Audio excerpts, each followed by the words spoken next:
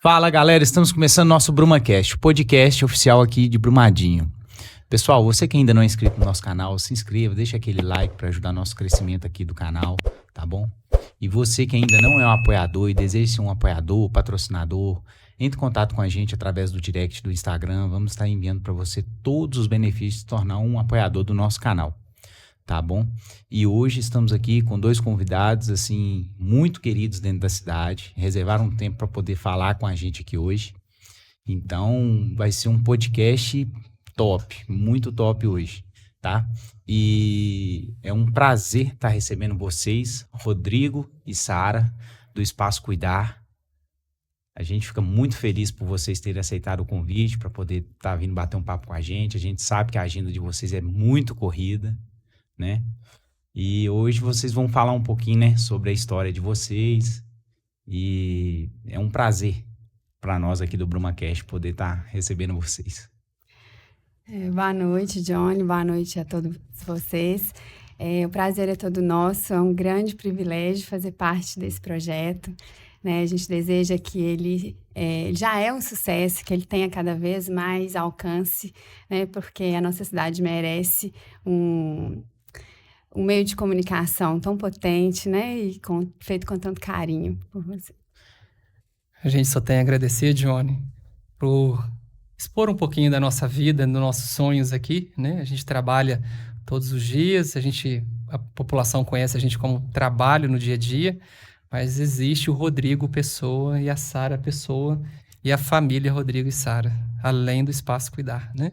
Que são papais, né? Tem, né, diversas obrigações, né? Nós somos pais da Helena, de 4 anos, e da Clarice, de 1 aninho. Nossas duas preciosidades, né? Essa é uma construção de um lar, né? Começou há 9 anos, né? Há 9 anos. 9 anos essa história aqui de Rodrigo e Sara, através de uma outra grande personalidade de Brumadinho, Dr. Arnon Elias. Ele que me apresentou a Sara há 9 anos. O Arnon é uma pessoa muito importante na minha vida profissional e na minha vida pessoal também, né? Ele foi dentista da minha mãe a vida inteira.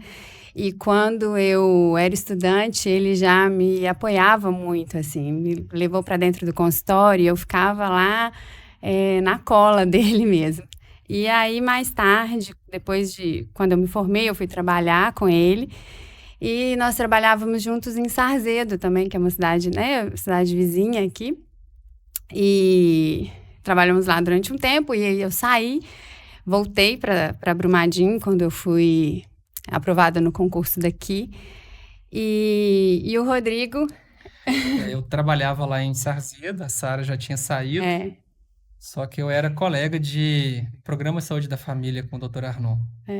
E um belo dia, ele me perguntou se eu estava solteiro, se tinha interesse em casar com uma filha que não era de sangue dele.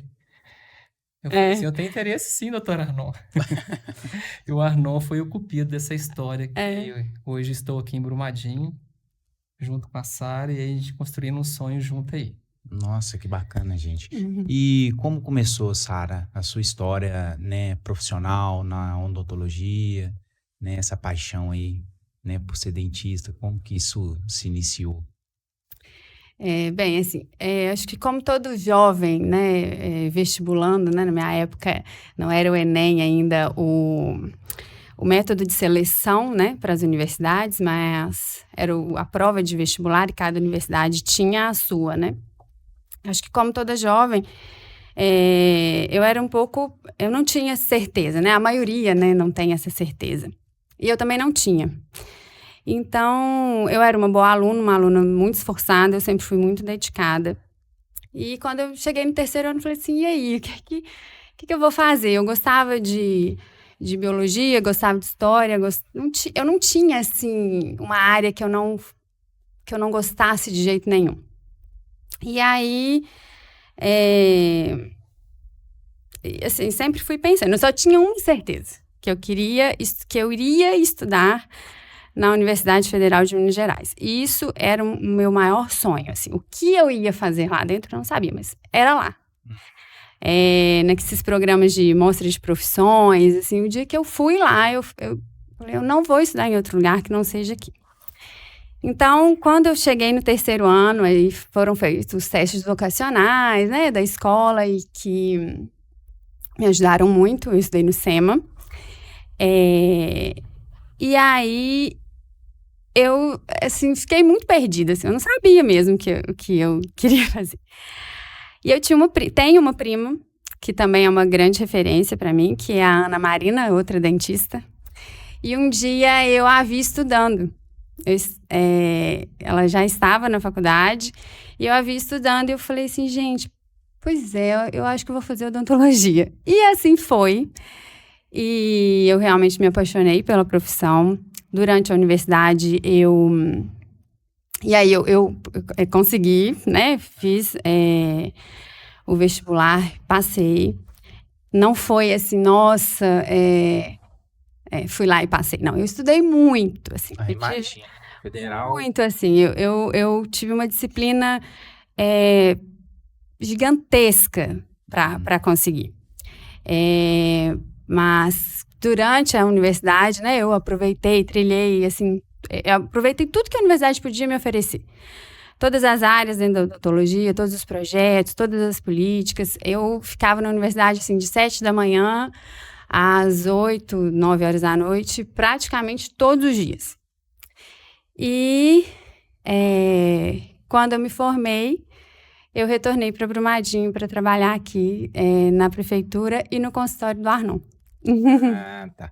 E você, Sara, é nascida e criada aqui em Brumadinho mesmo? Sim, eu nasci aqui, cresci, a minha família materna é daqui, minha família paterna é daqui. Então, as minhas raízes são todas de Brumadinho. Eu só saí da cidade para estudar mesmo, durante o meu período de faculdade. Ah, isso é bacana, né? Porque a gente vê muita gente que se forma, né? E sai da cidade, não tem interesse em viver nesse comércio aqui, né? Da cidade própria e tudo. Não. E assim, hoje você atende no Espaço Cuidar, não é isso? Sim, eu atendo no Espaço Cuidar e eu também sou funcionária pública. Acho que, né, é uma coisa que talvez nem todo mundo saiba, mas eu sou mestre em saúde pública e eu atendo na Policlínica Municipal aqui também, como dentista. E você atende todo tipo de especialização ou tem uma área específica? Qual hoje a área que você atua? Então, eu sou mestre em saúde pública e sou ortodontista também. No Espaço Cuidar, eu só faço a parte de ortodontia. E na prefeitura, eu atendo clínica. Atualmente, eu estou atendendo clínica geral. Ah, tá. E ortodontia, pra gente assim, né? Pra você dar uma esclarecida pra nós, ortodontia é sempre tratando de aparelhos, né? É isso, né? A ortodontia é uma área da odontologia que trabalha essa relação, né, entre as arcadas dentárias, entre a maxila e a mandíbula, o alinhamento dos dentes, o posicionamento dentário. E aí eu atendo desde criança até os adultos, né, idosos, mas só nessa área. Ah, bacana, top. E você, doutor Rodrigo? Então, Johnny, minha história começou em Além Paraíba, uma cidade que é divisa com o Rio de Janeiro. Eu nasci nessa cidade, com 8 meses meus pais se mudaram para Leopoldina, onde eles fizeram a vida dele por lá, onde eu me estudei, cresci, e por volta dos meus 15 anos, meu sonho é ser pediatra. Por ser uma cidade bem afastada do polo de Belo Horizonte, um pouquinho mais de 300 quilômetros, e a pouca informação naquela época, né? Eu tenho 46 anos, na década de 79, a gente não tem informação como tem hoje. Eu achava que existia um curso de pediatra. Eu não sabia que tinha que fazer medicina primeiro para depois fazer pediatria. Ah, tá. E a nossa referência lá em Leopoldina é a cidade polo de Juiz de Fora, em torno de 100 quilômetros. Lá existe a Universidade Federal de Juiz de Fora. Na área de medicina. É uma universidade, né? Ah, tá. Universidade Federal de Juiz de Fora, igual a UFMG aqui, É a Universidade Federal de Juiz de Fora. Eu só te perguntei porque lá em Montes Claros, lá tem a Universidade Federal, mas não tem todas as áreas. Sim. Depende da estrutura da universidade, né? E lá em Juiz de Fora tem praticamente todos os cursos que aqui a UFMG tem, algumas especialidades a mais. Tá. Então, em 96, eu saí de casa para estudar. Sempre estudei em escola pública, escola municipal. Isso teve uma certa dificuldade para entrar na federal, porque a concorrência era muito alta naquela época. Precisava de um cursinho, um pré-vestibular para ser feito. E foram 4 anos de tentativa para entrar na medicina. E entrei na medicina em 2002. Um fato que poucos sabem da minha vida, que antes de ser médico, eu era engenheiro de produção. Eu fazia faculdade de engenharia de produção à noite. Sério? Que bacana. E estudava de manhã cedo para o cursinho pré-vestibular, fazia faculdade à noite, porque meu sonho era ser pediatra. Chegou o sonho em 2002. Né? Entrei em 2002 na mesma universidade que eu fazia engenharia de produção, eu entrei em medicina. E você estava quase formando em engenharia? 3 anos. Aí eu larguei o curso mesmo, porque eu não podia ter duas matrículas, 2 ingressos na faculdade, né? Você tinha que excluir uma matrícula, né? E foi a decisão mais sensata que eu tive na minha vida, porque era um sonho mesmo, né? Me formei em 2007 e eu tenho um grande amigo em Belo Horizonte, quase um irmão para mim. É um irmão para mim. Ele me convidou para vir para Belo Horizonte, porque o campo de trabalho aqui na região metropolitana era muito melhor de onde eu estava. E vim para Belo Horizonte. E aqui, opções de concurso público, da prefeitura, concursos estaduais, eu acabei fazendo concursos públicos nas prefeituras aqui ao redor, né? Uma delas que eu fiquei mais tempo foi a prefeitura de Betim. Eu era funcionário público da prefeitura de Betim. Trabalhei lá por 8 anos no CTI, no Centro de Terapia Intensiva do Hospital Regional de Betim. E na sala de poli, que a gente conhece como sala do trauma, fiquei lá durante 8 anos. E em 2015, conheci o Arnon, que me apresentou a Sara. E aí eu vim para Brumadinho, trabalhava aqui na UPA de Brumadinho e também lá em Betim, no Hospital Regional. E a Sara sempre soube que o meu sonho era ser pediatra. Eu tive que abandonar um pouquinho depois que eu formei em medicina para ajudar minha família, ajudar meus irmãos a se formarem também, que é uma outra história que a gente pode contar também. E eu acabei não fazendo pediatria assim que eu formei. Quanto tempo depois você tem que fazer, no caso, essa especialização? Porque uma especialização, ela dura quanto tempo? A especialização de pediatria hoje dura 3 anos. Nossa, é outra faculdade. Dependendo se você for fazer uma sub-área da pediatria, né? Neuropediatra, endocrinopediatra, pneumopediatra, são mais 2 ou 3 anos. Nossa. Além da pediatria e mais 6 de medicina. E era um sonho ser pediatra. E eu trabalhava como clínica médica de adultos, no CTI e nos prontos-socorros, nas UPAs. E a Sara sempre soube que eu gostaria de ser pediatra. E aí, essa mulher guerreira resolveu me apoiar nessa história. E vamos fazer pediatria, vamos estudar de novo, vamos recomeçar a vida, que eu vou te apoiar. Porque estudante, né? O custo de vida é alto e as despesas muito mais. E o ganho é baixo. Foi onde a Sara me apoiou a ser pediatra. Se eu sou pediatra hoje, eu tenho uma pessoa atrás. Que me apoia. Que bacana. E essa história começou em 2017, quando eu comecei a fazer pediatria numa cidade bem longe daqui. A gente já estava casados e eu comecei a fazer pediatria lá em Viçosa. Desculpa, lá em Ubá, próximo a Viçosa. E aí, a distância, casados, não consegui ficar distante esse tempo todo, esses 3 anos de residência. Volta o Rodrigo para Brumadinho, vai estudar de novo. E aí eu acabei passando no concurso aqui perto, né? num processo seletivo bem puxado. E eu passei na Unimed Betim como residente de pediatria. Na minha época eram 2 anos, hoje são 3. Então foram 2 anos de intensidade na pediatria. E eu concluí em 2020 a pediatria. E estamos 4 anos aí só atendendo pediatria. Muito feliz com a escolha. Me remota o Rodrigo lá de 15 anos, né? Há 31 anos atrás, né? Você poder realizar e tá... Eu não trabalho hoje, né? Hoje eu me divirto com as crianças no consultório, lógico, com toda a técnica e conhecimento que a gente tem que ter, mas o meu trabalho não é trabalho. Para mim é um prazer estar fazendo o que eu estou fazendo hoje.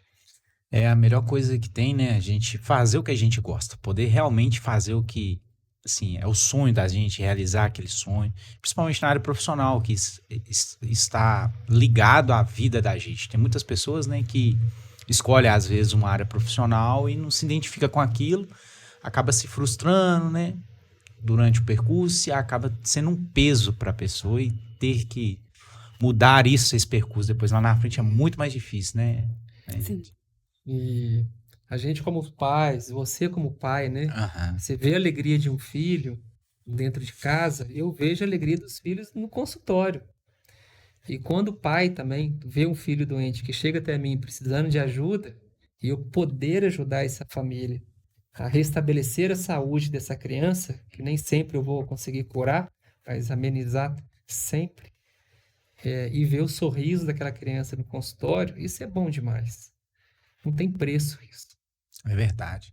Esse tempo que você passou lá em Betim, né? Que a gente sabe que Betim é uma cidade grande, né? E assim, você deve ter visto de tudo dentro do hospital, né? E você falou assim, não é isso. Realmente ali você constatou que sua área era pediatria mesmo. Você não queria aquilo para sua vida.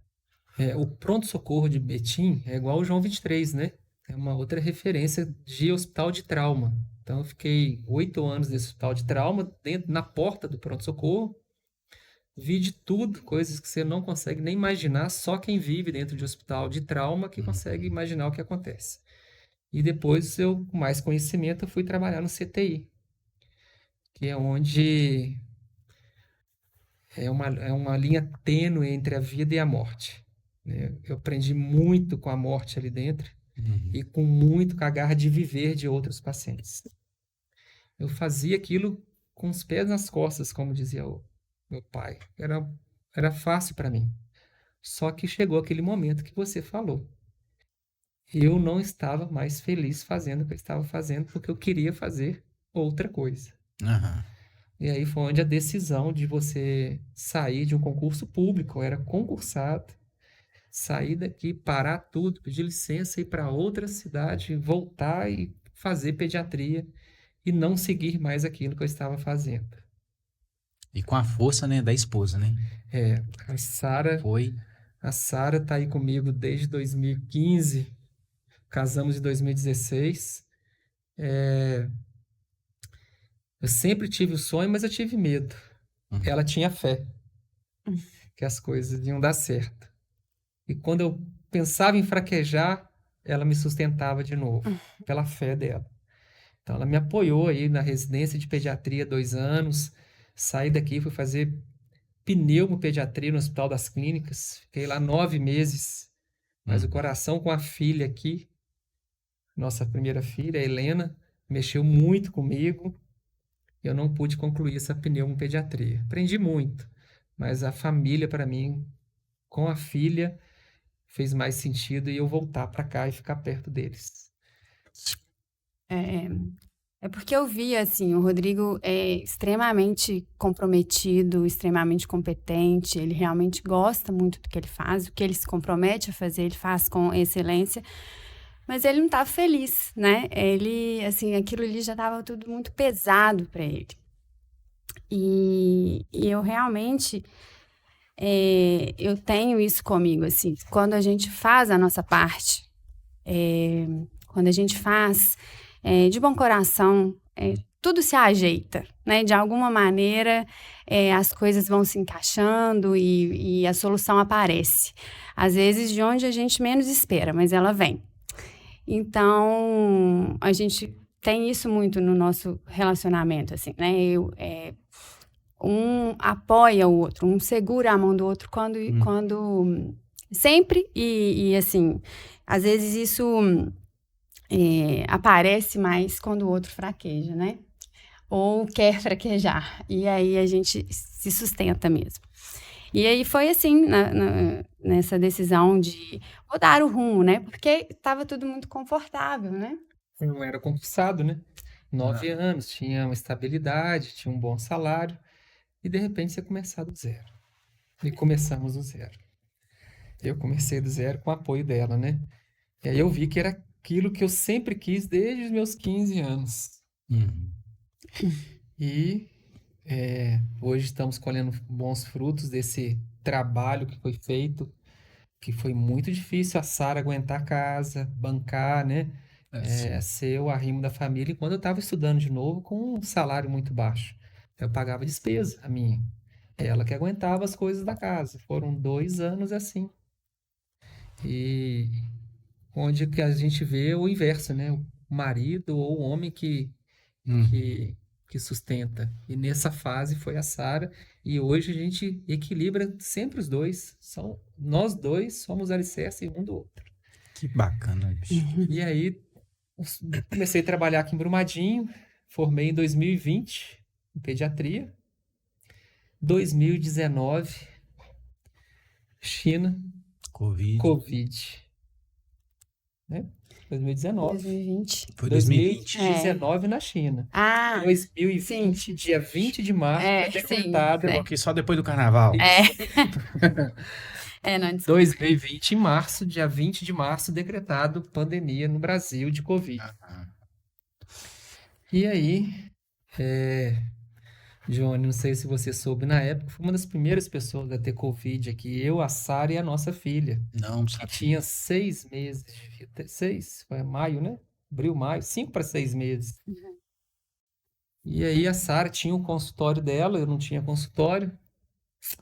Eu fazia...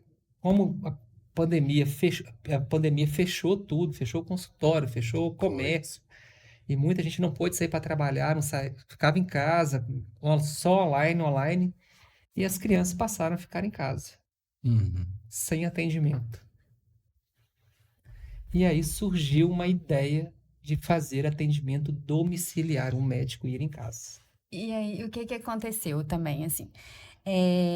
Mesmo durante a residência, os nossos amigos, a residência de pediatria do Rodrigo, os nossos amigos pediam, assim, atende meu filho para mim e tal, e o Rodrigo era muito resistente a isso. Falou, não vou atender, porque eu não me formei, eu não sou pediatra ainda, e eu não vou atender. E ele resistiu bravamente, assim, até concluir a residência. Finalzinho da residência, quando eu comecei. Começou, aí atendi, assim, uma ajuda ali, né? Mas nem conseguia... Nem conseguia cobrar por isso, que ele não me sentia confortável, porque eu não era pediatra ainda. E pediatra depois que a gente tem um registro de qualificação de especialista. Que poucas pessoas também conhecem isso. Que é um RQE. Além do número CRM, que é o registro de médico, para você falar que é pediatra, você tem que ter um registro no CRM, registro de qualificação de especialista. Que você tem que ter concluído um curso de no mínimo 2 anos ou 3 hoje e ser aprovado no CRM que você tem um título de especialista em pediatria. Então, hoje eu posso falar que eu sou pediatra. Né? Mas formando, né? Que foi em 2020, em fevereiro, e muitos consultórios fechando, clínicas fechando por causa da pandemia, medo, insegurança. Nós fomos vítimas disso, ficamos 14 dias numa loucura dentro de casa, com uma filha de 5 meses que manifestou uma febre e o nariz escorrendo. Nossa. E aí, mais algum agravo assim? Nada. Fizemos exame, porque era protocolo na época. Fomos a Betim, que não fazia aqui. Fomos no hospital. E a notícia saiu no dia seguinte que eu estava de Covid, eu e a minha filha e a Sara. A gente ficou enclausurado 14 dias em casa, porque pouco conhecimento, né? Coisa nova pra gente. Então, muita gente teve medo medo da Sara, medo de mim. Sim. Eu voltei a trabalhar depois, tinha colegas que não queriam dividir quarto comigo. Nossa. Ou não sentavam no sofá perto. Outras coisas nos bastidores também, dentro de casa. Eu e Sara sofremos muito com essa falta de informação e com a desinformação da população. Porque a Sara trabalhava, tinha um consultório e atendia. Boca a boca ali, mesmo com máscara, todo o protocolo. E a população de algumas pessoas deixou a gente muito chateado por falar que a gente transmitiu o vírus para outras pessoas. Nossa, cara, que pesado. Mas assim, era um momento que o mundo vivia, né? Ninguém sabia. Ninguém tem culpa disso. Ninguém sabia o que estava acontecendo realmente. E acredito que, assim, apesar de ter hoje a informação ser outra, na ciência as coisas elas não são imediatas, né? Então, era o... Medo. Era o cenário da época, né? Então, a gente juntou tudo, né? A emoção, o medo, vou morrer. Tudo. A minha filha. Como que vai ser dia após dia, né? E aí a gente fica... claro, a gente ficou chateado com algumas coisas, mas eu entendo que era realmente o cenário. E, por outro lado, a gente ficou, assim, outras pessoas que me tocaram muito positivamente, né? Assim, eu tenho amigas que eu nunca vou esquecer, assim, que mesmo diante disso tudo, queriam estar, se mostrar presentes, né? E apoiando, foi muito importante, porque realmente, assim, foi muito recente, né? Isso mexeu muito com a gente. A gente não podia sair de casa, podia comprar pão, podia tirar o lixo de casa, fazer supermercado, coisas do dia a dia. A gente ficou enclausurado 14 dias nessa época, né? Ela sem trabalhar e eu também. E depois que passou o período, né, de 14 dias, que era obrigatório, a gente vai voltando aos poucos. Até as informações do Covid chegarem, né, que hoje se trata como uma gripe. Né? SARS-CoV é uma tem gripe, nada a ver, é uma influenza. Né? Eu também passei assim, um período meio similar.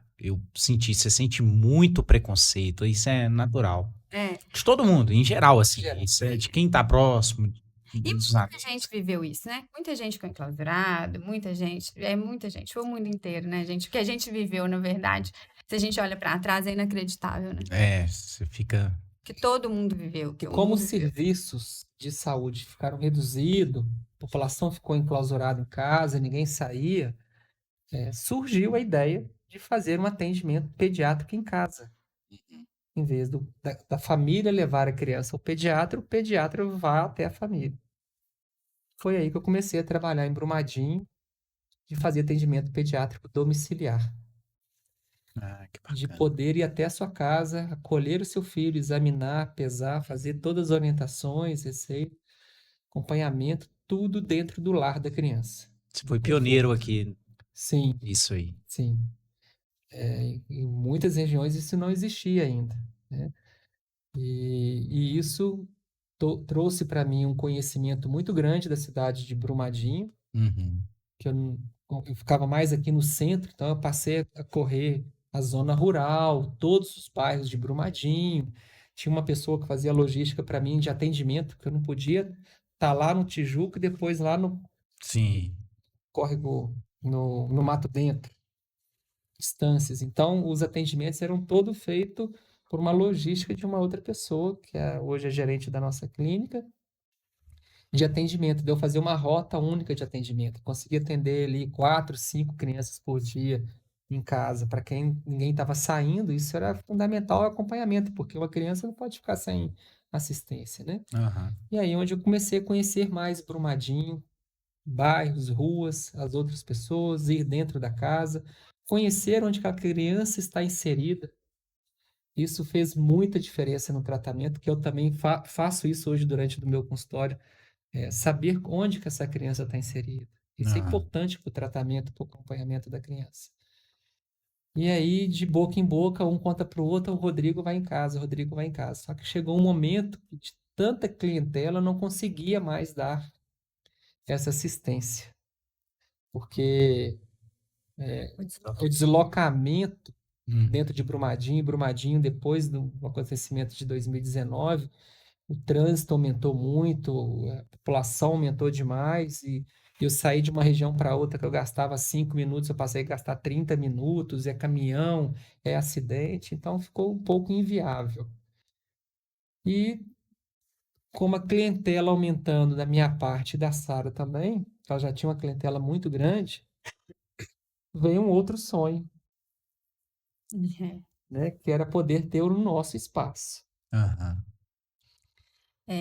E eu não contei, né, assim, sobre a minha trajetória profissional, assim, então eu me formei em 2007, dezembro de 2007, e vim trabalhar na prefeitura daqui, de Brumadinho, lá no Tejuco, e eu sou extremamente grata à população, né, de lá.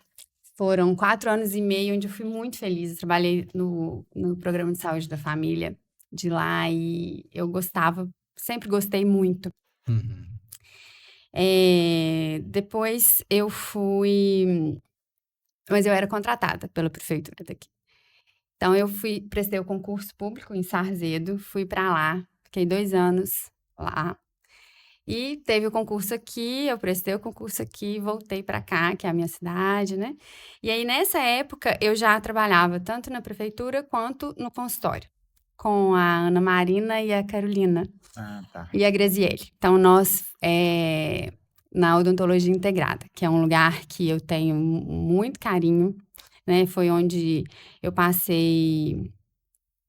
a maior parte da minha vida profissional no setor privado, né, ainda é lá. Eu trabalhei no Arnon, depois eu fui para lá, que era o meu consultório próprio, e depois para o Espaço Cuidar, né? Então, quando foi 2022, né? Aí a gente decidiu, falou assim, não, agora a gente vai partir juntos, né? Porque já estava ficando inviável para o Rodrigo realmente atender dessa maneira, domiciliar. Então, ele precisava de um lugar fixo e não fazia sentido que isso fosse separado, já que nós dois somos da área da saúde e somos uma família, né? Então, a gente falou assim, não, então agora chegou a hora da gente partir para isso juntos. E aí foi realmente assim 1 ano, né, de dedicação antes da inauguração, assim, do projeto, até que ele fosse aprovado e feito assim da melhor maneira possível, dentro de todas as normas. Era uma preocupação muito grande da gente, né, que estivesse assim, que tudo fosse feito da maneira como deve ser feito. Entendi. Todas as regras possíveis. E só para você ter uma ideia, o nosso projeto arquitetônico chegou a ficar idas e vindas 1 ano, praticamente, dele ser montado e levado para a vigilância sanitária estadual lá no estado, na cidade administrativa de Belo Horizonte. Nossa! Então, tem que colocar uma torneira aqui, 20 centímetros do chão. Essa porta não pode ser assim, tem que aumentar 10 centímetros ali. Foi 1 ano só de tentativa de projeto aprovado para depois ser executado. A nossa clínica ela é toda aprovada pela vigilância sanitária. Não tem 1 centímetro ou menos do que realmente foi solicitado e que era obrigatório ser feito. Sistema de renovação de ar, tamanhos de consultórios, área limpa, área suja, a gente tem área de esterilização dentro da clínica, uma recepção, desde as instalações elétricas, hidráulicas, tudo que a vigilância nos pediu, nós executamos. Fielmente ao projeto. E eu tive o prazer, viu, gente, de estar indo até a clínica deles, realmente é excepcional. É muito bonito. A clínica tem um clima acolhedor, né? Tem. Todo mundo fala que muitos nossos pacientes e queridos amigos que vão lá falam que se sentem bem quando estão lá. Sim, sim. A clínica ela tem isso, esse acolhimento, esse espaço cuidar. Por isso que teve esse nome, até o nome espaço cuidar E foi vocês juntos que decidiram o nome? Ou foi ideia de uns? Teve um sonho, que geralmente isso pode acontecer, né? Não, o nome foi assim. Nós contratamos uma pessoa para fazer a nossa logomarca e nós não tínhamos ideia do nome. Mas ela foi conversando com a gente, assim, e perguntando para a gente o que nós gostaríamos de oferecer. E aí, qual era a nossa proposta de trabalho e tal. Então, e a gente foi conversando sobre isso. Então, as palavras que iam saindo dessas conversas, elas foram sendo... a gente anotava, né? E foi norteando, assim, essa escolha. E aí, até chegar no Espaço Cuidar, que era o nosso maior desejo mesmo, que era cuidar das pessoas como nós gostaríamos de ser cuidados ou como nós gostaríamos que as nossas filhas fossem cuidadas. Então, ficou o Espaço Cuidar e o Sara e Rodrigo, porque... por ser uma cidade pequena, né? Todo mundo se refere assim, eu vou lá no Rodrigo, eu vou na Sara, né? Então, existe um nome e uma pessoalidade nesse tratamento também.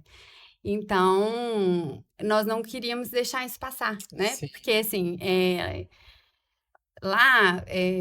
é um paciente do Rodrigo, é um paciente da Sara. A gente não tem uma rotatividade de profissionais, principalmente nessa área, né? Na pediatria e na ortodontia.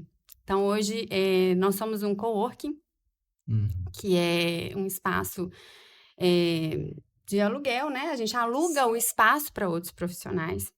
Então, hoje nós temos a Gabriela, né? A Gabriela Rios, que é, assim, uma profissional maravilhosa. Nós temos o prazer de tê-la conosco, né? A Bárbara, que é a ginecologista, também é daqui, excepcional, competentíssima. A Bianca, que é biomédica.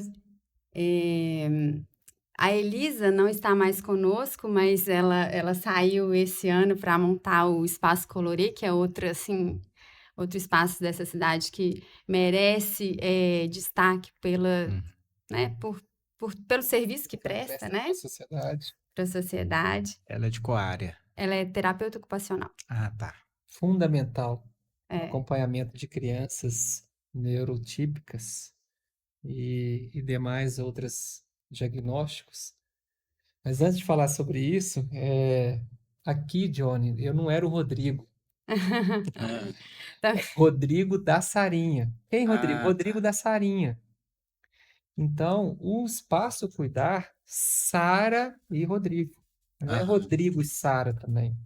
Porque era o Rodrigo da Sarinha. Então, a Sarinha sempre veio em primeiro lugar, né? Mas eu sou daqui, né? Daqui, né? Sim. Cria da casa, da terra, e todo mundo já conhecia a Sara e veio o Rodrigo depois, né? E você percebendo a nossa logomarca, você vai ver um coração entre o S e o R. Eu já vi. Já percebeu? Já percebi. Isso tem o seu sentido.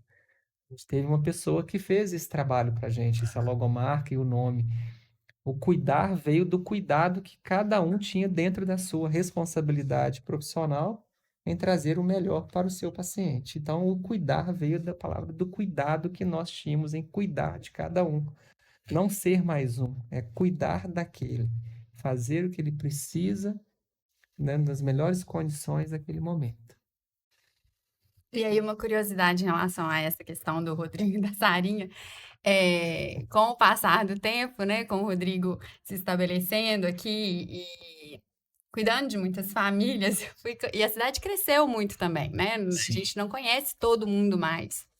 E aí eu fui percebendo que às vezes eu estava, né, no supermercado, ou em algum lugar, alguém que eu não conhecia olhando para mim e assim, cochichando alguma coisa, né? Ela é a esposa do Rodrigo. Eu falei assim, então aí acabou invertendo um pouco também. Eu fico, a Sara do Rodrigo, né? Eu vou lá na Sara do Rodrigo, ela é ortodontista. Então, isso, né, você vê que como que balança para um lado e para o outro, né? É o alicerce nosso, nós dois. É legal isso, perceber de pouco tempo, né? É a Sara do Rodrigo. Antes era o Rodrigo da Sarinha. Agora misturou. Misturou um pouco isso. E outro serviço, né, que a gente tem lá na clínica também é o serviço de imunização, com a clínica Maximune, que é um serviço terceirizado, né, também, e é uma clínica excelente de vacinas. Ah, tá. Que bacana. E essa questão, vamos entrar agora então nas vacinas, já que você entrou aí. Sim. Super importante, né, doutor Rodrigo? Tem que manter em dia para os bebês, para as crianças. Johnny, isso é uma pergunta que eu faço em toda consulta. Eu preciso ver o caderneta de vacina da criança, né? Porque eu, como pediatra e que promove a saúde e o bem-estar, a vacina faz parte desse processo, né? Eu cobro isso dos pais sempre, né? Infelizmente, a gente vê, em 2024, eu tenho criança que não tem uma vacina. Totalmente desatualizada. Sim. Isso acontece. São poucas crianças, não tem vacina mesmo, né? Eu fico muito triste porque o Estatuto da Criança e do Adolescente, ele interfere nesse ponto. Os pais podem ser responsabilizados com isso. As vacinas, inicialmente, são quando o bebê nasce, são 2, hepatite B, a BCG. Depois, vacinas mensais, 2, 3, 4, 5 e 6 meses, 9 meses, 1 ano e 3 e 4 anos de vida. Eu faço questão de olhar todas as vacinas das crianças, né? Ficar atento ao que está faltando alguma coisa, por que não tomou, qual que é o medo dessa vacina, né? Porque a vacina que causa muito medo ainda, infelizmente, é a vacina do Covid, contra o Covid. Porque a gripe, o influenza, né? Ela demorou muito tempo para ser feita. E a vacina de Covid, em 1 ano, devido à nossa tecnologia avançada, conseguiu se produzir uma vacina muito rápida. E a gente viu que isso respondeu na saúde da população mundial com a queda do número de gravidades de internações com Covid. Mesmo assim, eu como pediatra no consultório, vejo muita resistência à vacina do Covid. Existe muita especulação, né? A última agora que eu vi alguns médicos falando é que está causando trombose em algumas regiões, né? Aí... Johnny, isso tem difundido informações, né, desse tipo, como é um imunobiológico, né? Como qualquer outra vacina. A vacina de gripe, influenza e SARS-CoV-2, são feitas de partículas de vírus, não é nem feita de vírus vivo. Nós temos vacina de vírus vivo que pode causar muito mais dano que uma vacina de Covid. A gente tem rotavírus que é ligada a que é uma vacina de vírus vivo que o bebê toma com 2 meses. Sim, e os parece pais não questionam. Tem que tomar até um cuidado, né? Parece com as fezes durante o processo. Exatamente. E é uma vacina que tem muito relação com uma doença chamada de intossuscepção vaginal, que provoca até perda de uma parte do intestino. Nossa Deus. Ela é associada a esse tipo de vacina. E a população não tem medo disso, mas tem medo de tomar a vacina de Covid. Existem vacinas né, a BCG é um bacilo de uma bactéria, né? No teste do pezinho atualmente tem um teste que é feito, que é o SCID, Síndrome da Imunodeficiência Combinada Grave, que se a criança tem uma reação a esse exame no teste do pezinho, ela tem que tomar cuidado com a BCG, senão causa uma doença chamada BCGite, e é grave. Em média, por ano, 8 crianças desenvolvem essa doença. E não é falado, mas tem medo do Covid. Então, vacina hoje é uma vacina segura. Ela é testada por órgãos reguladores competentes. Vigilância Sanitária, Farmanguinhos, ANS. Essas reações de trombose, qual você está comentando, tem que ver se essa criança também, ou adulto, tinha alguma outra doença de base que provocou aquilo. Entendi. Então, no dia a dia, no perfil biológico da vacina, Os efeitos colaterais são mínimos, perto do benefício que é feito para prevenção de doença grave. Não vai evitar de adoecer. E uma dica para... Na minha época, um exemplo só... Não, pode. Eu que te interrompi. Vacina contra catapora. Ninguém vê, quase não vê catapora hoje. Na minha época, morria contra catapora. Verdade. Morria. Eu tenho cicatrizes no meu corpo, de catapora que eu quase morri quando pequeno. E hoje, com a vacina, não se vê mais. A gente vê criança grave com catapora, mas aquela criança que não foi vacinada. Porque não preveniu a forma grave da doença. Né? Então, vacina sempre. Vacina. Eu cobro isso dos pais. Não tenha medo de vacinar. As minhas filhas, eu tenho 2. Eu não tenho medo de vacinar minhas filhas. Por que não vacinar se elas foram testadas e aprovadas? É o que eu passo para os pais. Olha, as minhas estão vacinadas. Eu, como bem para o seu filho, eu estou te orientando a fazer, mas cabe mais os pais decidirem. É difícil. Todos os dias eu tenho alguma resistência a uma ou outra vacina. Pouco hoje, mas a grande maioria está vacinando. Que é um dever do pediatra. E, aproveitando esse sim, doutor Rodrigo, qual é a diferença da vacina particular e a vacina pública? Porque isso eu acho que é um dos as maiores dúvidas que existe hoje para as mamães, para os papais. Sim. Principalmente uma vacina que é a DTPA, né? Uma feita de... a vacina do SUS e particular, elas protegem da mesma forma, só que são feitas de formas diferentes. Uma celular e outra acelular. A do particular, ela é acelular. Pode causar menos sintomas, menos efeitos colaterais do que a do SUS. Tá? Mas as duas protegem igualmente. Lembrando que o SUS vacina todo mundo porque é uma vacina de qualidade e de custo também, né? A diferença é como elas foram feitas para essa vacina específica. A gente tem outras vacinas, a Pneumo 10. O SUS vacina contra o pneumococo 10 sorotipos. A gente tem a 15, Pneumo 15, que é no particular.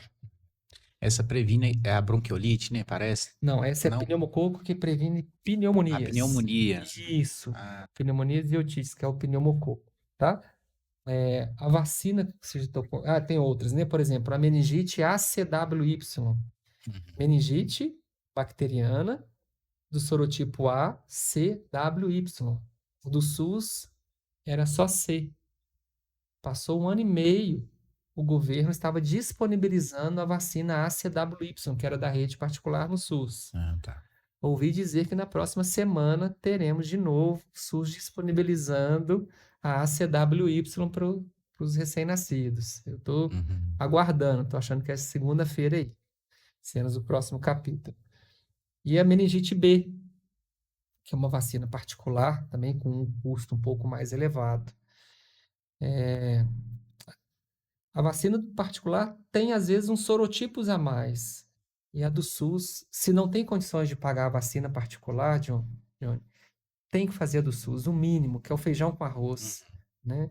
E isso você protege o seu filho e tem também a proteção de rebanho. Quanto mais se vacina, mais a proteção de rebanho acontece, que é aquele que não vacinou ou por uma situação que ficou doente muito tempo, não pôde vacinar, atrasou o calendário vacinal.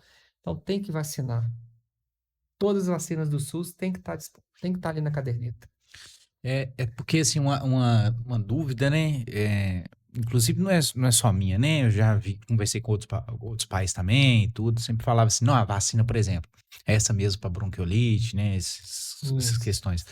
Falava que se tomasse a vacina particular, a chance da criança ser entubada, de agravar mais a situação dela, era muito menor do que a do SUS. Você tocou no assunto da bronquiolite. Já temos a vacina contra a bronquiolite. No Brasil já existe há um tempo, né? Só que para um público de bebês muito específico. Tá? Já saiu uma vacina em outubro que foi aprovada pela vigilância de bronquiolite, só que ainda não está disponível no Brasil porque o produtor internacional não deu conta de produzir vacina para o mundo inteiro. Tá. Tudo que ele está produzindo, ele está consumindo no próprio país. Entendi. Então, não temos ainda vacina contra a bronquiolite para as crianças no Brasil. Tá? E aí, a gente tem uma vacina contra bronquiolite no Brasil, que o SUS paga um custo elevadíssimo. São 5 doses, mas é só para os bebês prematuros abaixo de 28 semanas ou entre 28 e 32 semanas com alguma doença associada, uma cardiopatia, uma pneumopatia, ou displasia broncopulmonar. Essa criança vai ganhar essas doses de vacina contra o vírus sincicial respiratório, causador da bronquiolite, 2 anos seguidos praticamente, se ele entrar no tempo certo, que é feita fevereiro, março, abril, maio e junho. Fevereiro, março, abril, maio e junho, 5 doses. Só para você ter uma noção, cada dose já chegou a custar quase R$15 mil a dose. São 5. E o governo paga. A Unimed também paga. O plano de saúde da Unimed BH paga para aquelas crianças que têm um risco aumentado de ficar grave caso não tome essa vacina. O custo dessa outra vacina que deve chegar no Brasil aí, espero que 1 ano, eu gostaria que tivesse chegado agora, maio, junho e julho, mas o fabricante não deu conta de fabricar para o mundo inteiro.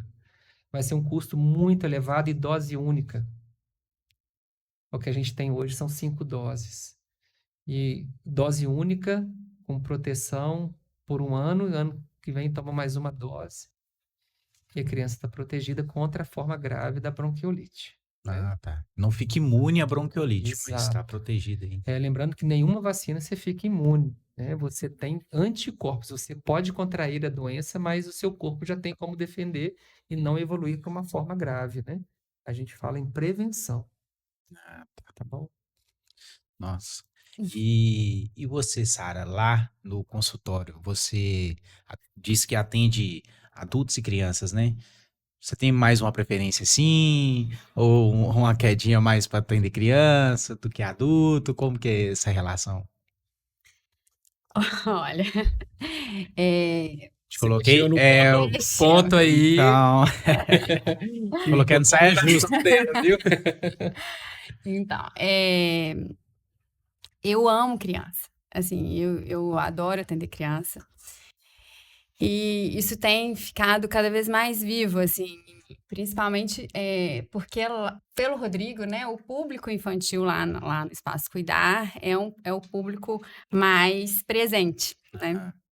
Então, assim, durante a faculdade, eu já cogitei fazer pediatria, já namorei com a especialidade um tempinho, com a odontopediatria.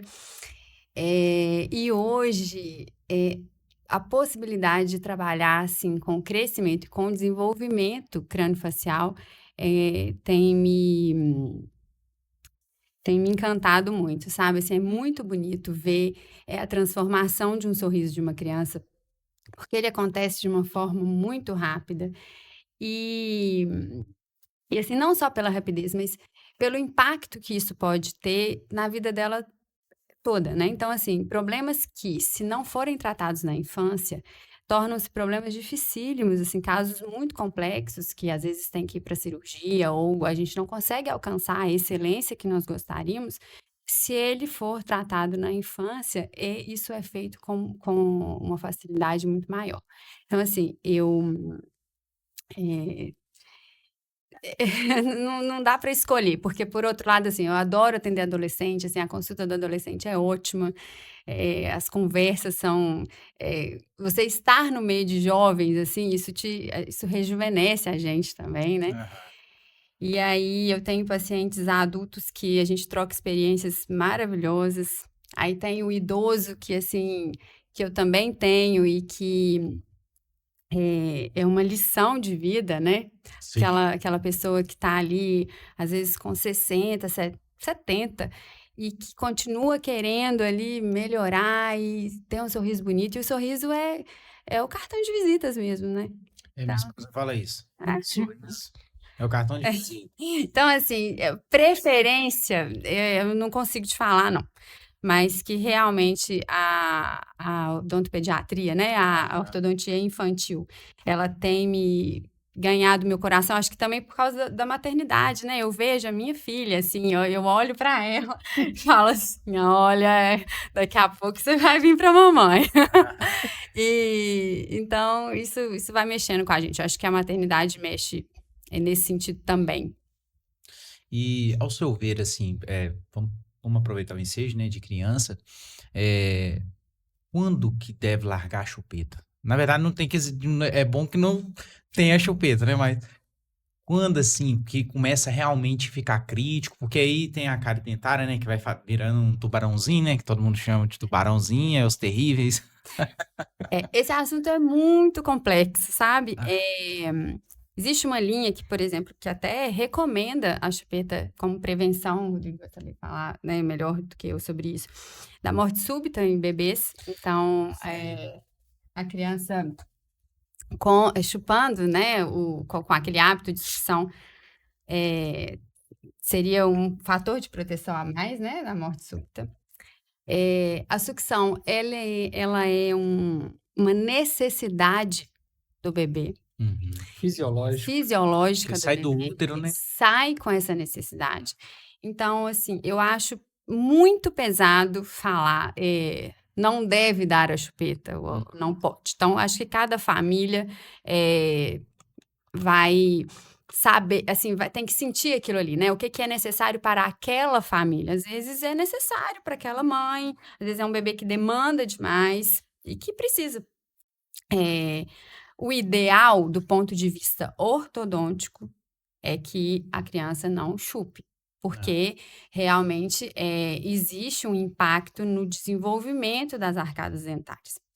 E ele é proporcional ao tempo de uso e à duração desse hábito. Então, quanto mais uma criança chupa a chupeta, maior a chance daquela arcada, né, daquele sorriso sofrer deformação. Os estudos falam que se a chupeta for removida até os 2 anos de idade aproximadamente, a chance desses impactos não serem permanentes é grande.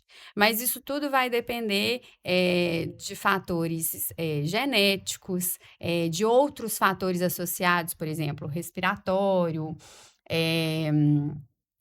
de crescimento. Então, isso é um assunto assim que tem que ser analisado caso a caso. Entendi. Sim. Mas, assim, de uma forma geral e do ponto de vista ortodôntico, se o hábito for removido, isso para a chupeta, para o dedo, até os 2 anos de idade, a chance dessa deformação regredir é muito grande.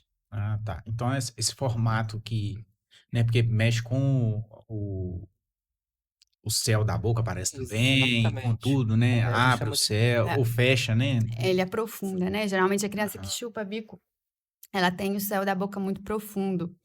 E uma mordida aberta, que é quando os dentes anteriores não se encostam. Então, a criança dá aquele sorriso e existe um espaço entre a arcada superior e a arcada inferior. Então, assim, são as 2 características mais marcantes da pessoa que chupa, da criança que chupa bico por mais tempo. Você falando aí do céu da boca, né? Que o céu da boca fica elevado. Sim. O céu da boca é o chão do nariz.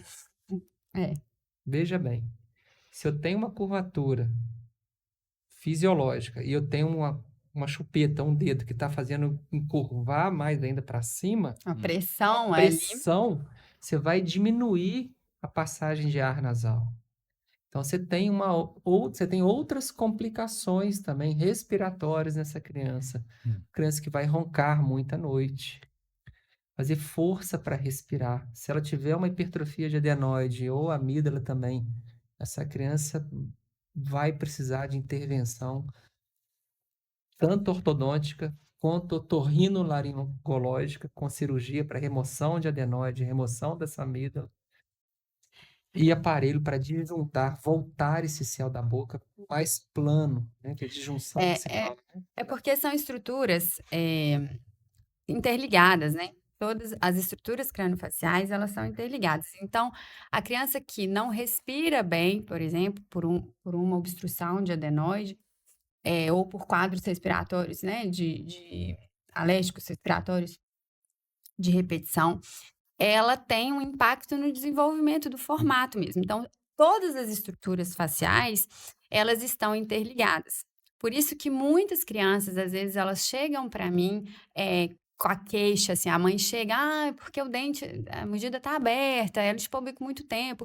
E às vezes nem é o aparelho que ele vai fazer primeiro. Primeiro ele vai pro otorrino, ele vai tratar essa questão respiratória para depois voltar para mim. E aí, às vezes, tem que ir fazer um acompanhamento fonoaudiológico, porque aí posicionar até a língua, porque a expressão da língua empurra o dente para frente. Se a criança não fizer fonoaudiologia, no aparelho que vai conseguir consertar. Porque sempre reposicionar. A língua é uma estrutura muito potente e a gente não dá a devida importância para ela. Então, às vezes, se ela não está no lugar que ela deveria estar, ela tem uma força, né, um impacto muito grande nas outras estruturas também. Então, é tudo muito interligado. A gente trabalha de uma maneira interligada. Pediatra, ortodontia, otorrinolaringologia e a fonoaudiologia. Nossa. Nessa questão do hábito, às vezes, a psicoterapia também ajuda muito, porque... Chupar dedo, né? Aí precisa... Às vezes é um refúgio, né, da criança. Ela pimenta no dedo da criança. Não resolve. Não resolve. Ela vai sair do bico e vai para outro hábito, né? Porque ela não está usando aquilo ali só porque ela quer, né? Nem sempre. É só porque quer, né? Aquilo ali regula e ela acalma, então. E fala pra gente, doutor Rodrigo, qual que é a forma, assim, mais tranquila pra gente tirar o bico? No seu ver. Pergunta de 1 milhão. Já chegou na pergunta de 1 milhão de reais. Não tem. Não tem. É de cada família. Não tem. Só te dar um exemplo. Eu já consegui com 3 criancinhas que me desse o bico no consultório, que eu ia mandar pro Papai Noel, que o Papai Noel levar o bico para outro bebê que nasceu e o Papai Noel ia dar um presente para ela. Ela parou de chupar o bico. Gente. E isso nem é sempre. Eu já vi fórmula de colocar o bico num balãozinho, levar para o céu, ou enterrar o bico. Não existe uma fórmula. Então, o jeito mais fácil é quando ela já entende o que é o bico, né? No caso. Nem sempre, né? Às vezes entende. Eu acho que, assim, essa remoção do bico, ela é muito particular mesmo, sabe? Eu acho que tem crianças que a família vai conseguir tirar antes de 1 ano, às vezes tem outras que não. Então, eu acho que esse assunto especificamente, assim, é um assunto que depende da realidade daquela família. E da necessidade daquela criança, né? Eu tenho criança que chora por cólicas 3, 4 meses, que a mãe e pai ficam desesperados. Se o bico vai acalmar. Nem que seja 1 minuto para ela trocar a fralda ou colocar a criança ao peito de novo, porque a criança está chorando tanto, que ela nem pega peito. Então, o bico acalma e você retira aquele bico para aquela função, né? O problema é quando é o hábito contínuo. Dia após dia, bico o dia inteiro. Aí você tem atraso na fala, tem a questão das mordidas abertas. A necessidade, se você retira o bico dessa criança de uma forma agressiva e rápida, vai pro dedo, vai puxar cabelo, vai ficar nervosa. Unha. Então vai transferir aquela necessidade para outra coisa. E tem crianças que o hábito vai ser removido e que a família não vai ter impacto nenhum com aquilo. Tirou, deu pro Papai Noel. E ok, sem problema nenhum. Então, assim, eu acho isso realmente é uma coisa... Não existe uma receita. Ô, Johnny, eu tenho crianças, adolescentes, 10, 12 anos, 14, chupando o dedo. Sério? Nossa. Olha que impacto que isso pode causar nessa vida. Essa criança senta na última carteira, colado com a parede, porque ela vira para a parede e coloca o dedinho para ninguém ver. Porque senão é bullying, né? Exato. Bullying E terrível. essa criança precisa de terapia, às vezes precisa de medicamento com psiquiatria infantil para largar esse vício, essa mania, né? E abordar exatamente o porquê daquela sucção, aquela necessidade. Como que foi feito aquilo? Como que ela retirou o bico lá no passado e foi pro dedo? Como é que é a estrutura familiar? Exato. Tem um viés psicológico muito grande nessa questão do hábito, né? Quando esse hábito, principalmente quando ele se prolonga. Então, Tem um exemplo agora recente, paciente meu, que chupava dedo o tempo inteiro. A mãe fez de tudo que você imaginar. E ele ficava com uma cuidadora de manhã, a mãe sai para trabalhar, fica o dia todo. E um belo dia a mãe falou que ia sair do trabalho e ficar em casa para cuidar dele, ia trabalhar de casa fazendo outras coisas.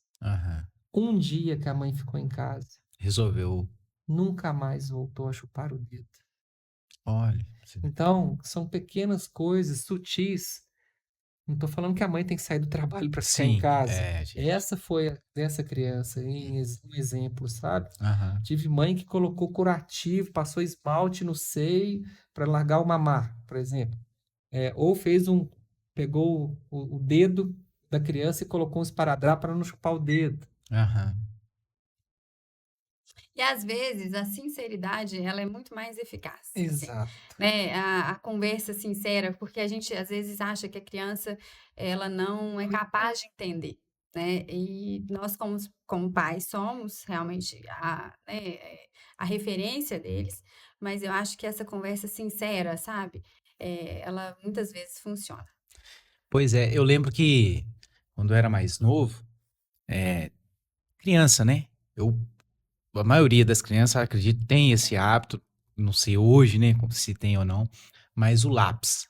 Comia a ponta do lápis todinha. Aí chegava em casa, meu pai escondido, colocava pimenta na ponta do lápis e falou, amanhã ele vai ver. Na hora que colocou o lápis na boca, porque não aguentava mais comprar lápis. E questão de desmamar, né? Que é outra dificuldade também. Isso, porque aí uns falam assim, não, pode dar o peito o tempo que ele quiser. Aí às vezes a criança tá lá com 3, 4 anos e mama no peito e tal. É saudável, é isso mesmo, no seu ponto de vista. É outro ponto também crucial para a família, né? A amamentação é muito difícil para você começar e mais difícil ainda para terminar, tanto para a mãe quanto para o filho, né? Não existe uma fórmula. O que a Sociedade Brasileira de Pediatria recomenda amamentação com seio materno 2 anos ou mais, né? A partir de 6 meses tem introdução alimentar, né? E aí vai de cada família, de cada criança. Tem criança com 7 anos mamando. E aí leva a outros impactos, né? Bullying na escola, vergonha. A criança já se sente com vergonha, mas ela também precisa. Ela não consegue desgrudar do ato de amamentar. Ou a mãe também não consegue tirar esse vínculo, porque não tem coisa mais bonita, John. Eu não consigo imaginar sentindo, mas eu consigo ver os olhinhos das crianças, principalmente da minha filha. Uma mamou até 2 anos e 2 meses, a outra está com 1 ano e 1 mês mamando. O olhar da mãe com a filha. Eu acho que cria um vínculo, né? A Sara vai poder falar isso pra gente, né? É muito difícil, acho que pra mãe também tirar, né? É o mais por amor. Eu acho que a mãe ser o alimento do filho não tem explicação divina, John. Nós homens não vamos passar por isso. A Sara fala, sou doido para quando você reencarnar, você vir mulher, pra você ver o que é amamentar. Né? Porque isso é divino. Só as mulheres podem passar por isso. É verdade. E eu vejo dentro da minha casa, como marido e mulher, a alegria da minha esposa, daquele cisquinho vir correndo e vem pro peito e já cai no colo e já vem puxando e já quer pegar. Né? A mãe ser o alimento do filho. Né? Eu tenho mães que não puderam amamentar. E tem muitas mães que se frustram, né? Frustradas por causa disso demais. Porque a sociedade cobra isso. E é muito ruim. Olha, tem uns dois viés, né? A que tá amamentando, a vizinha do lado, da frente, de cima, de baixo. Larga disso, Sara. Dá forma para essa menina, larga esse peito. Uhum. Aí a outra vizinha tá dando fórmula e a vizinha de frente, do lado, de cima, de baixo. Você não tá fazendo isso com seu filho. Você tá dando fórmula pro seu filho. Você tem leite. Que mãe ruim que você é. E a sociedade cobra isso demais. Eu vejo isso no consultório todos os dias. Uhum. Como que isso impacta na saúde mental dessa mãe? Sim. Seja aquela que está amamentando, ou que está dando fórmula. Tem situações da vida real que a mãe não pode amamentar, nem ela tendo leite. Mãe soro positiva, mãe com hepatite B. Soro positivo não pode. Não sabia. Mãe que teve câncer de mama, retirou e está com prótese. Uhum. É porque não tem as glândulas mamárias, né? Ela não vai amamentar. Então, a sociedade cobra isso demais e é difícil. Em 2024, você ainda vê que tem palpitadores de plantão em cima da mãe. Isso acaba com a saúde da mãe. Assim, vou falar como Mãe, né? Como mulher. Antes de engravidar, eu sempre vi uma mulher amamentando e sempre achei aquilo maravilhoso, assim, por tudo que aquilo simboliza, pela potência que é aquilo ali, pela relação, pela qualidade, né, do leite materno, por tudo isso. E tive muito medo, era um dos meus maiores medos na gestação, era de que eu não conseguisse. Eu falava isso muito com o Rodrigo, será que eu vou conseguir, será que não vou? E eu reconheço, assim, que eu fui muito privilegiada. Amamentar não é fácil, não é intuitivo. O primeiro passo, realmente, assim, é um desejo intenso de que aquilo dê certo, para que você consiga persistir naquele processo. E nem assim é uma garantia de que vá dar certo, né? Eu conheço mães que fizeram de tudo e mesmo assim o processo não deu certo. Uhum. E eu falo que eu sou privilegiada e que tá tudo bem. Tudo bem. Né? Assim, temos recursos. E tem recursos. E são mães maravilhosas. Ninguém é mais ou menos mãe, né? Porque amamentou. Isso não estou colocando isso em questão de maneira nenhuma. Quando eu digo que eu fui privilegiada, porque eu tive mesmo assim, uma rede de apoio. Eu tive o Rodrigo me apoiando, acreditando naquilo ali. Né? Tive licença maternidade, enfim, tudo o que assim, do externo estava a meu favor naquilo ali. Que é outra questão. Assim, existem mães que não podem mesmo. Elas têm que voltar a trabalhar e rapidamente, né? Assim, sim. Às vezes com 15, 20 dias já tem que estar ali, tem outros filhos que dependem. Então, é todo um contexto envolvido naquilo ali. Mas amamentar não é intuitivo. É extremamente difícil do ponto de vista físico, emocional. As mães que tiverem possibilidade, assim, as gestantes que tiverem a possibilidade, assim, de se cercar de informação, consultoria de amamentação é um presente, assim, eu já dei para algumas amigas minhas que eu acho que, assim, é valiosíssimo. Porque você ter alguém ali que te oriente, que fale assim, vai por esse caminho, você não fica perdido, né? Porque é tanta coisa, aí você tá ali com uma criança que tá chorando, aí tem a sua mãe, tem a sua tia, tem a sua sogra, tem a sua prima, a sua vizinha, todo mundo ali com a melhor das intenções, porque uma criança quando chega, o que não falta a ela é amor, né? Todos esses palpites, eles não vêm por maldade, eles vêm, na grande maioria, por amor. Mas a mãe tá ali. E, assim, a única coisa que ela quer é que a criança fique bem. Sim. Então, eu acho que muitas pessoas deixam de amamentar ou não amamentam por essa sobrecarga, por essa falta de informação. E aí, eu tive a Helena, amamentei até 2 anos e 2 meses. E, assim, eu falo, para mim, foi mais difícil desmamar do que o início da amamentação. Porque é uma relação, assim, é bom, eu gosto. A criança, assim, vocês são homens, né? Não dá.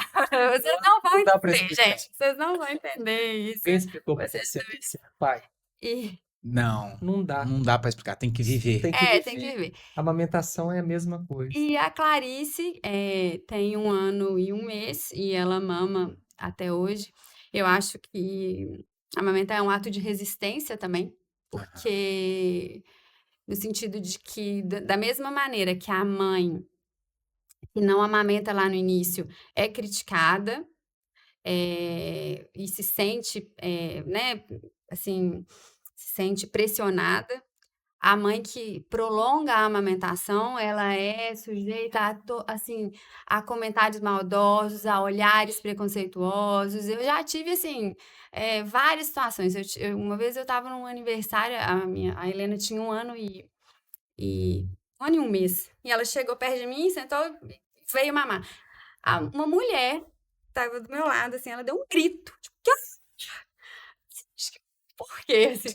E se você não estiver muito seguro daquilo ali, tipo, eu quero isso aqui é uma escolha para mim, é muito ruim. Então, acho que as pessoas também, tanto lá atrás, no início, quanto quando verem uma mulher que está amamentando uma criança maior, elas têm que ter, no mínimo, o respeito. O respeito, né? A opinião de cada um tem sua opinião, todo mundo tem que respeitar o espaço. E não existe um tempo, né? Eu falo que o tempo é quando igual a Sara usou a palavra resistência, porque é extremamente cansativo. Quando a criança adoece, ela não vai comer. Ela vai mamar no peito da mãe, se tiver em amamentação, né?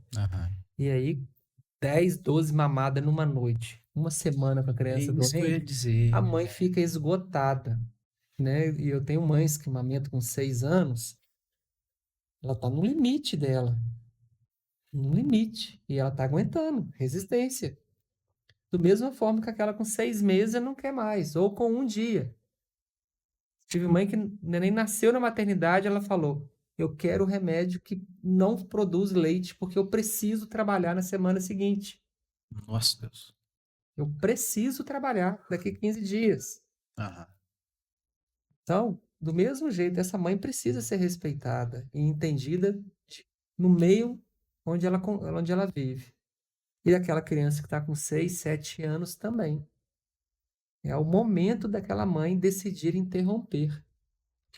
Tenho criança que interrompeu sozinha esse processo. A mãe estava projetando 1 ano e meio e suspender a amamentação, interromper. Simplesmente com 1 ano e 2 meses a criança, não quero. E parou. A mãe tentando dar peito, a menina virava para um lado, virava para o outro. Quero comer, quero comida.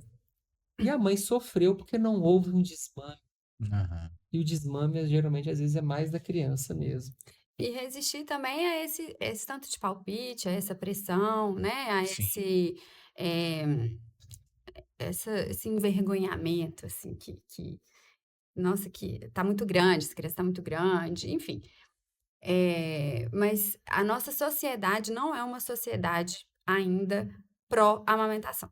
Ela é uma sociedade que estipula que a mãe tem que amamentar lá quando a criança nasce, mas ela não dá a estrutura para que essa mãe amamente, porque é muito mais amplo do que simplesmente colocar a criança no peito para mamar, né? Tem as questões, todas essas questões que eu falei antes. E eu posso estar enganado, sim, meu ver, a criança, quando ela amamenta no peito, a noite de sono dela é mais curta, né? Os sonos, né? Correto. Por quê? O leite materno é ser humano. Ser humano para ser humano. É uma produção de alimento humano para um ser humano. A fórmula infantil, todas as fórmulas infantis, elas são à base de leite de vaca. A não ser as fórmulas de soja ou de cabrita, que a gente tem também fórmula infantil. Mas são alimentos de proteína animal diferente do ser humano. E aí a digestão desse alimento ela é mais lenta. O leite materno é altamente absorvível, tanto que uma criança pode ficar 10 dias sem fazer cocô, porque absorve muito do leite materno e forma pouco resíduo. E por isso a necessidade maior dessa criança, porque ela absorveu rápido, diferente de uma fórmula infantil que tem esse tempo de processamento, de digestão mais lento. Ah, entendi. É, porque sempre ficava assim na dúvida, por que será? Porque, não, é porque a fórmula enche mais, mas não tem nada a ver, é o processo É o processo digestivo. digestivo, que é uma É. proteína diferente, né? E esse negócio, vou dar uma fórmula à noite para essa criança dormir a noite inteira. A mãe vai dar umas 8 fórmulas à noite, a criança não vai Não vai dormir. dormir, Porque ela também tem os momentos de saltos de crescimento da criança, que é onde a criança está com o cérebro bem ativo, ela está gastando energia, ela está criando novas conexões neuronais e novas habilidades. Antes ela só deitava, agora ela rola, agora ela fica de 4 apoio, agora ela gatinha, ela senta, então ela demanda mais energia, ela vai precisar de sugar mais. Uhum. O cérebro está em expansão e criando novas habilidades. Como o corpinho está crescendo, então a necessidade também é maior, né? E aí depende da fase que essa criança se encontra, ela pode ter despertares 4, 5, 6 vezes, 10 vezes à noite para amamentar, para suprir uma energia que ela está precisando. Ah, tá. E acredito que seja uma dúvida também muito grande, né, entre as mães, a questão de tirar essa amamentação da noite. O bebê ali que já tá com 6 meses, mais ou menos, aí a mãe fala, nossa, então agora eu vou tentar empurrar a chupeta o tempo todo para ver se consegue dar uma consistência no sono. Isso pode, não pode? Não é uma fórmula também, John. É. Cada criança é única, né? E tem crianças de 37 semanas, 32 semanas, 30 semanas de gestação, 28, ou de 42 semanas, que tem necessidades diferentes. Uhum. E o tempo de desenvolvimento dessa criança também tem que ser levado em conta o tempo que ela nasceu. Se nasceu de 37 semanas, de 40 ou de 32. Ah, E aí, uma criança de 6 meses, 8 meses, 9, ela precisa acordar para amamentar 1 ano. Ela está despertando por quê? Como que essa criança está dormindo? uhum. Então, esse despertar da criança leva que a mãe acha que tem que dar peito, mas às vezes é outra necessidade. É o aconchego, é um encostar, é associações de sono que foram feitas. Temperatura da criança, excesso de roupa, que é o mais comum, Ah, é. faz a criança Meu bebê esquentar e suou acorda demais. demais, fica Nossa, incomodado ele e suou acorda muito. demais. E aí não é sempre amamentar, Uhum. né? Eu já tive bebês que ganhavam 8 mamadeiras numa noite. E o que que leva a isso? Se você era para estar dormindo e estar mamando 8 vezes? Obesidade infantil. Isso precisa ser corrigido. Não é sempre uma mamadeira que vai resolver a madrugada de uma criança, né? Associações do sono foram criadas e acostumadas. Então, se você faz isso desde cedo, tentar deixar uma amamentação, né? Eu falo com a mãe, enche o tanque durante o dia para a noite conseguir passar uma noite mais tranquila, 5, 6 horas, Uhum. né? Que a mãe dá ela mamar de 2 em 2 horas durante o dia. Vai ficar com o tanque cheio, o estômago vai ficar cheio, vai ficar saciado. Essa criança vai ter um sono melhor à noite. 2 despertares noturnos é normal, tá? Por fralda, xixi, cocô, calor ou frio, né? Então não é sempre uma mamadeira que vai resolver essa questão. Ah, tá. A criança não precisa se alimentar de madrugada, por volta de 9 meses a 1 ano de idade. Está despertando e mamando? Por qual motivo? Tem que ser investigado também. Ah, tá. E hoje lá no Espaço Cuidar, vocês atendem crianças especiais também? Como é que funciona esse trabalho lá? A nossa clínica ela é toda projetada para necessidades especiais. Ela tem uma acessibilidade que antes de ser projetada, igual a gente já conversou aqui, as normas da vigilância, a nossa clínica ela é toda acessível, né? Eu tenho crianças com necessidades especiais, paralisia cerebral, umas outras deficiências, todo o espaço cuidar ele é preparado para receber essa criança. A gente tem orgulho de falar sobre isso, e adulto também, né? A gente tem esse orgulho porque a clínica ela não foi feita de puxadinho, ela foi feita planejada e estudada com banheiros acessíveis, não tem um ressalto dentro da clínica que você vai passar uma cadeira de rodas que vai balançar uma criança ou um adulto. Ela é toda, tem rampa, acessibilidade, tem tudo. Portas que abrem de forma confortável para passar uma cadeira de rodas. Uhum. A gente tem orgulho de falar sobre isso porque ela foi pensada justamente para isso, para ser acessível a todos. Ai, que bacana. E qual é o endereço lá da clínica? Rua Rio Paraopeba, 207, no bairro Jota. Ah, tá. O Instagram da clínica? Espaço Cuidar, sem o cedilha, Espaço Cuidar, SR, Sara e Rodrigo. Ah, beleza. Tá? E assim, a gente sempre quer trazer, né? A gente sempre fala para os convidados trazer uma mensagem. Que esse vídeo vai ficar aí na internet, vai perpetuar, né, durante gerações, que é uma das vantagens. Inclusive, a gente está conversando aqui com outras pessoas e analisando isso, que essa geração ela tem uma vantagem, que elas vão saber quem foi o avô, bisavô, tataravô, tatataravô, porque vai se perpetuar aí que todo mundo está na rede, né? Então, que mensagem vocês deixariam para as pessoas que querem ingressar, você, Sara, hoje no mundo da odontologia? Acho que eu falei um pouco disso aqui durante, é o que eu queria reforçar, assim. Eu acho que quando os caminhos são retos, né,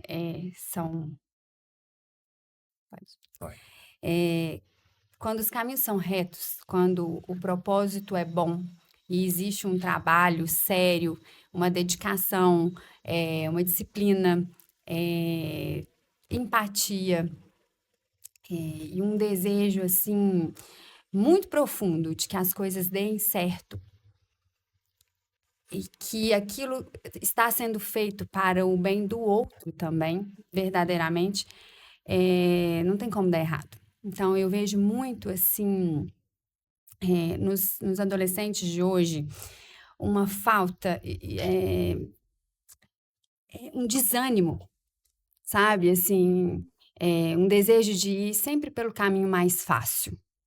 E rápido e fácil. E não é isso o que realmente preenche, o que realmente enche a nossa vida, os nossos olhos, assim. Então, às vezes, o caminho é mais árduo, mas se a gente percorrê-lo com retidão, com honestidade, não tem como dar errado. E assim, o Rodrigo falou também, né, da minha fé. Eu tenho muito, assim, existe, né, que o Deus que nos conduz sempre, assim, que é o nosso grande conselheiro, o nosso grande modelo e guia, né, que é Jesus. Amém. E você, doutor Rodrigo? Ô, Johnny, as palavras da Sara foram perfeitas. Eu acrescentaria só o amor. Uhum. O amor. Ter amor ao que você faz. Seja o seu trabalho aqui, o nosso trabalho lá na clínica. Eu entro feliz e saio mais feliz de ter ajudado ou dado um pouco do meu amor para outra família. Seja no cuidado com a criança, numa receita que você faz, num pedido de exame, você faz com amor. Eu vejo que isso está faltando um pouco dentro da nossa área da saúde, de uma maneira geral, seja na odontologia, na medicina. Não estou falando de especialidade. Uhum. Sou de uma época que tudo era mais pesado, mais difícil. Tinha que ser arada a terra, semeado e cultivado. E esperar colher o fruto.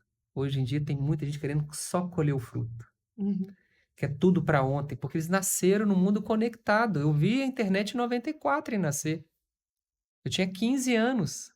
Eu fazia programação em casa, Johnny. É mesmo? Fazia programação em Pascal em casa. Acho que você nunca ouviu falar disso. Já ouvi falar. Já. Não existe mais. Então, não tinha esse acesso a essa informação, tudo rápido na ponta do dedo no telefone, né? E aí querem tudo para ontem, não querem passar pelo processo. O processo forma e solidifica o caráter da pessoa de bem. É verdade. E assim, a tecnologia que está aí disponível, né, para todos nós, na nossa área não é diferente, ela é uma ferramenta. O ser humano, ela não pode se sobrepor ao ser humano. Então, assim, somos nós quem a dominamos. Ela não pode nos dominar. Então, dentro das nossas áreas, né, nós utilizamos, mas quem conduz somos nós. Seres humanos. É verdade. E a coisa vai ficar meio estranha aí pra frente, viu? Com a inteligência artificial. Sim. Já vi a Tesla, os robôs da Tesla aí. Não sei se vocês chegaram a ver os vídeos, como é que a coisa tá avançada. Tá estranho. Por isso que esse espaço de cuidar das pessoas, né? De toque, de abraço, de olhar, de conversar, faz a diferença no tratamento e no nosso trabalho lá dentro. Sim. Não é uma inteligência artificial trabalhando. A medicina está evoluindo para isso. Já existem consultórios ponto 40. É mesmo? Você entra numa máquina e fala que você está sentindo e vai sair um laudo e uma receita futuramente. Deus. Estamos próximos disso. Eu ainda sou meio raiz. De sentar e conversar, de ver, de botar a mão, de examinar, de sentir cheiro, toque, tá tete a tete. Ainda estou um pouco resistente à telemedicina, porque eu gosto desse presencial do toque. Do contato, do né? Contato. E a rede social de vocês? Pessoal? Que o pessoal também entra lá, né? Pra poder falar, oi, Sara, quero agendar. Entra. O meu é Sara Ozanam, _ ortodontia. Ah, beleza. O meu é Rodrigo _ pediatra. Gente, eu agradeço demais, mais uma vez, esse tempinho que vocês reservaram aqui. Acredito que vai edificar muitas vidas, né? Esse vídeo, as palavras de vocês e a história de vocês, né? As pessoas às vezes conhecem vocês, mas não sabem da história de vocês, que é muito bonita. Foi aqui falado, muito bonita mesmo. E muito obrigado mesmo por ter vindo aqui no BrumaCast, poder dar esse depoimento de vocês, contar. Nós que agradecemos, assim, peço desculpas aí pelo nervosismo, mas convidamos, né, todos vocês a conhecerem o Espaço Cuidar, o serviço que nós ofertamos, serão todos muito bem-vindos e estamos à disposição, né? Para cuidar de quem nos procurar. Isso mesmo. E o BrumaCast tá as portas abertas quando quiserem vir para poder falar sobre um assunto específico, né? Às vezes o pessoal surge uma dúvida aí, alguma coisa. Sempre acontece alguma coisa nesse mundo aí. Pode contar conosco lá, viu, Johnny? Tá bom. Hoje a gente teve essa introdução, né? Nossa primeira entrevista juntos. E assunto não vai faltar, né? Informação, nossa, divulgar informação é sempre bom. Falamos sobre diversas coisas aqui, principalmente vacinas, né? Amamentação, bico, mas tem muito assunto legal para a gente abordar aí e orientar. Estamos à disposição para poder participar de novos BrumaCast aí. Muito obrigado, viu, gente? Obrigada. E você que ainda não é inscrito no nosso canal, se inscreva, deixa o like nesse vídeo, siga lá o Espaço Cuidar nas redes sociais, no Instagram, tá bom? Você que deseja ser um patrocinador, né, um apoiador deste canal, entre em contato conosco através do direct do Instagram, a gente vai estar enviando para você o portfólio, né, do patrocinador. E muito obrigado você também, até aqui, ter assistido a gente, né, ter visto essa história maravilhosa do Rodrigo e da Sara. E não esquece de deixar aquele like e compartilhar. Beleza? Muito obrigado e até a próxima, gente. Tá.